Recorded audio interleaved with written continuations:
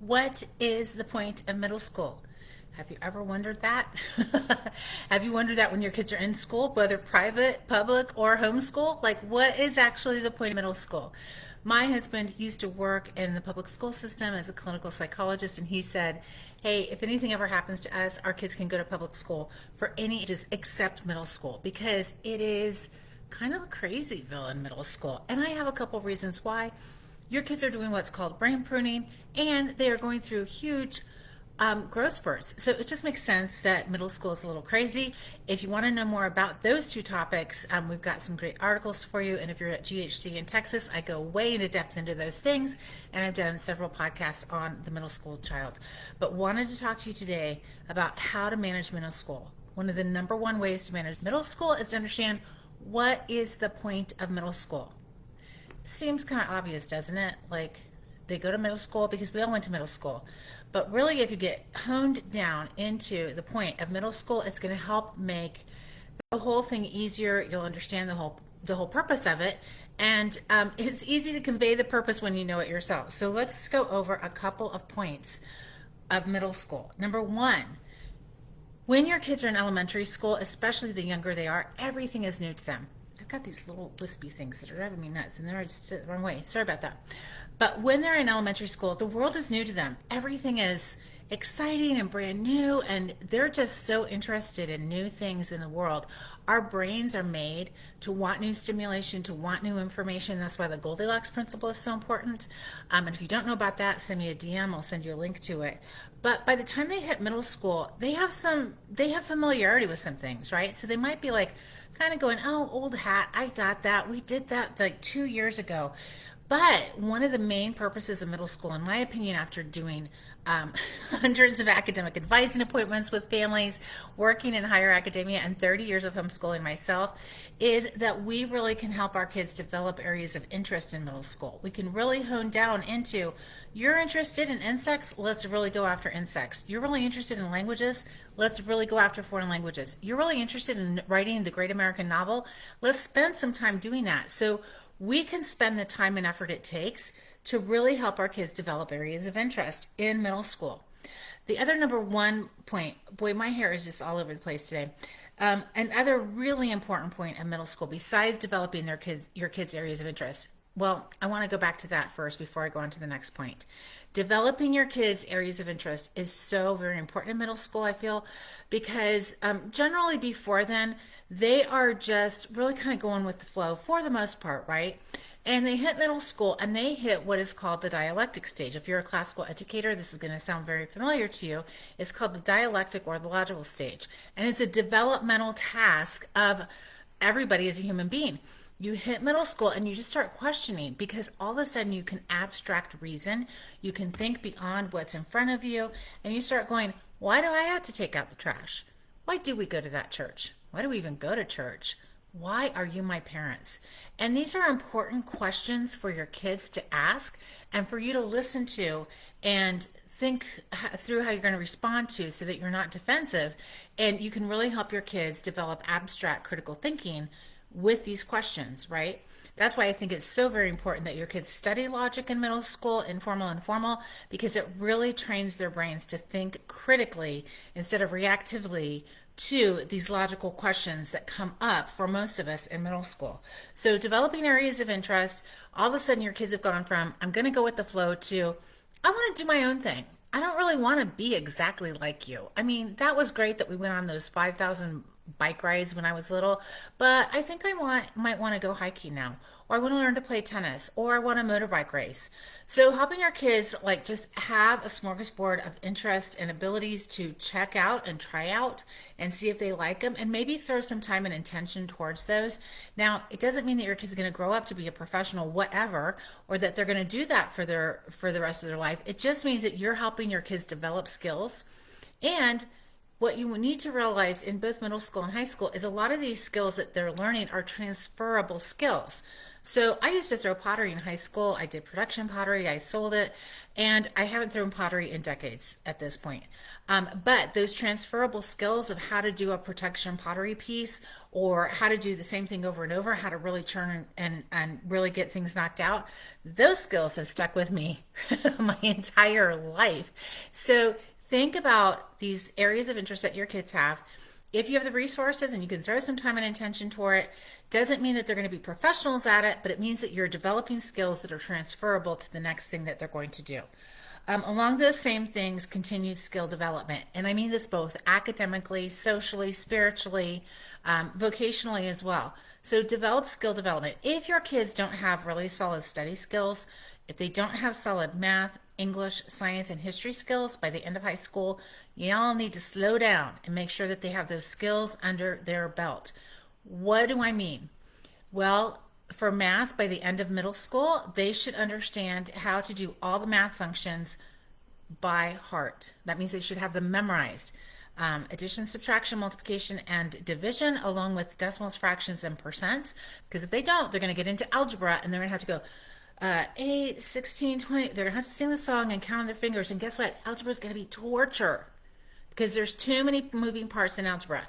And they're going to go, I'm bad at math. I can't do algebra. That means I won't be able to do algebra 2 or be an engineer, and so my life is over. No, it means that they're bad at doing the basic math development, skill development that they need to have had done. So if your kids don't have addition, subtraction, multiplication, and division down cold, you need to spend some time really helping them memorize. And I know there's this whole movement, don't memorize anything you can Google.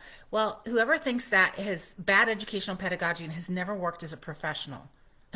Listen, my son broke his ankle a couple years ago, and we paid this guy big money to do surgery on his ankle. We didn't pay him to open up his ankle and go, oh, I need to Google that. Like, I'm not sure what muscle this is or where the plate goes in. So just hold on a minute. I'm going to Google it. No, we paid him because he had memorized the ankle bones and the muscles and where the plate goes. And we knew when he opened up my son's ankle, he was going to know exactly what to do. Every professional has hundreds of pieces of information memorized. As a student, your kids should be a professional and have the things that they need to do their job well memorized. In math, that means addition, subtraction, multiplication, and division. And like really seriously, dive into decimals, fractions, and percents. It's going to hold them in good stead the rest of their life, especially as they get into higher level abstract reasoning math. Don't cheat your kids out of algebra because math is hard for them, or algebra is hard for them. Listen, algebra is just kind of hard. And the thing that algebra teaches your kids, because I hear this all the time too, I haven't used algebra once today. Well, did you critically think today? Did you use abstract reasoning today? I bet you did. And you want your kids to be able to do that too. And if you go online and you get into any Facebook arguments, you see that people aren't using abstract reasoning in the way that they could. So do your kids a favor and have them do algebra, because it's going to train their brains to think abstractly and to do critical thinking. Continuous skill development. So that's math. For English, your kids really need to know how to write a solid sentence, paragraph, and 5-paragraph essay by the end of middle school. Like, just give them a paperclip and say, write a 5-paragraph essay on this paperclip. There should be no tears. They should be able to knock it out in like 20 minutes. It doesn't have to be really snazzy, but it should be pretty basic and have all the basics of a good essay in there. If your kids don't have those skills by the end of middle school, high school writing is going to be really a chore for them. They're going to hate it. They're going to cry. You're going to cry. It'll be miserable. For history, by the end of middle school, your kids really need to have some sense of ancient, medieval, Renaissance, and modern world history. I love timelines, and we use them at True North Homeschool Academy because they're such a great visual. It's just another neurological pathway that your kids can take in information and create grids and files in their brain so that they understand the world around them in a systematic, logical, sequential way. So timelines are super helpful, but your kids should have a good sense of the major players in history, the major time periods of history. They should understand the importance of Jesus Christ, all roads lead to and from him, and where they are at in history, and the importance of their life in history. Listen, our kids are hit with so much stuff right now. Anxiety is at an all-time high, and our kids are feeling some despair, and they've lost a sense of purpose. Understanding where they're at in history and that it's important that they're alive in this time in history and that they are born for such a time as this, really kind of takes some of the sting of that anxiety away and this sense of lost despair that's really going around the world right now. Your kids are created for a purpose, and so are you. And helping them understand that they are here in this place in this time for a very important purpose is going to hold them in good stead throughout their life. So don't overlook the importance of history. Also, for science, your kids should understand the scientific method by the end of by the end of middle school. Scientific method is so very, very important because, again, it teaches logic. It teaches that failure is just a part of learning. What a great lesson, right? I grew up where if you failed, you are a failure. And really, as I've been an educator most, I would say all of my adult life, failure is just getting towards the point, right? We just have to keep failing forward. And if we reframe it like you tried and now you know a different way of what not to do, it takes the sting out of failure. And listen, learning how to create a hypothesis, test the hypothesis, regroup from the hypothesis, that's not failure, that's called learning.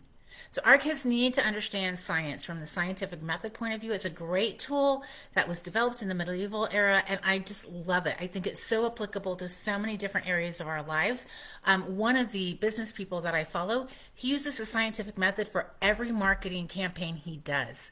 Wow, what a great tool. It's applicable to everywhere. And that tool can hold your kids in good stead and be transferable to so many different areas of their lives.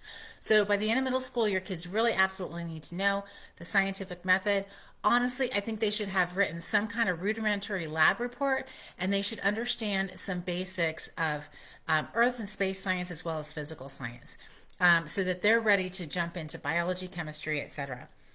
So we cover science, history, English, math, foreign language. I think junior high is a phenomenal time to start foreign language because kids don't realize in junior high that it could be challenging for some of us. It might actually be hard to do, hard to learn.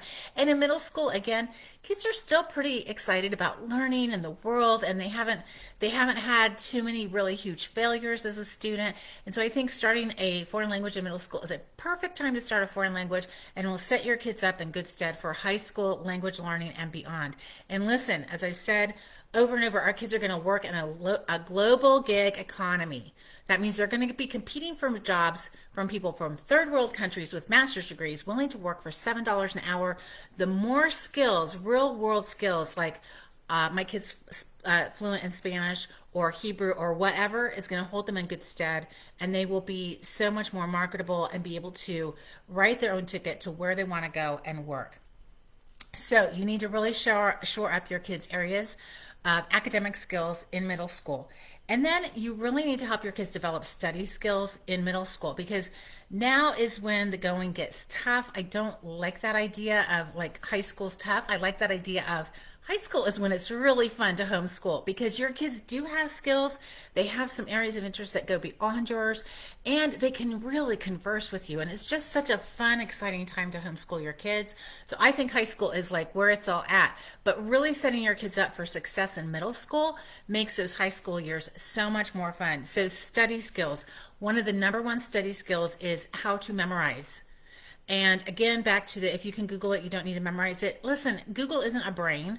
Your brain is not a computer, and Google doesn't make connections for you. Now, everybody thinks AI is going to do it, but I mean, I like to think we were created by a really amazing God who knows the difference between a brain and a computer. And so we have a lot more going on up here than Google does. And helping your kids understand how to memorize allows their brains to synthesize and make connections. And wow, it's so cool to even think about. So helping your kids know how to memorize, help your kids know how to do note taking. And by good note taking, I mean, they can write a note that they can read and it jogs their memory. Good note taking works for them, right? Now you can teach them the Cornell note taking style or whatever, or how to organize and do mind maps, and whatever kind of system you want to use for your family and your learners. Just help your kids know how to take a really solid note.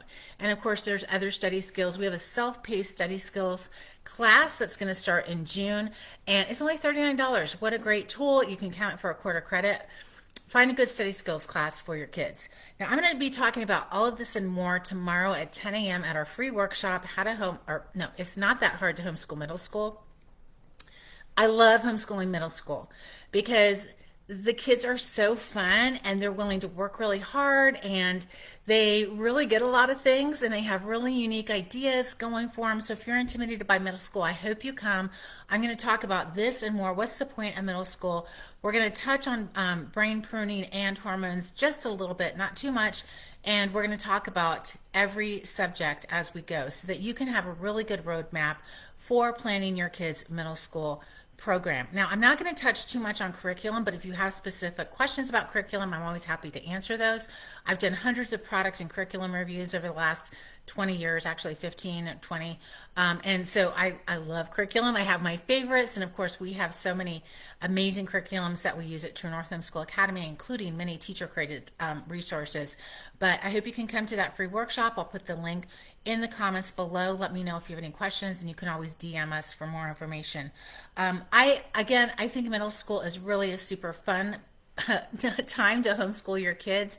You have so many resources available to you, more than ever before. And that might be part of the issue with homeschooling at this point, is that how do you wade through the resources?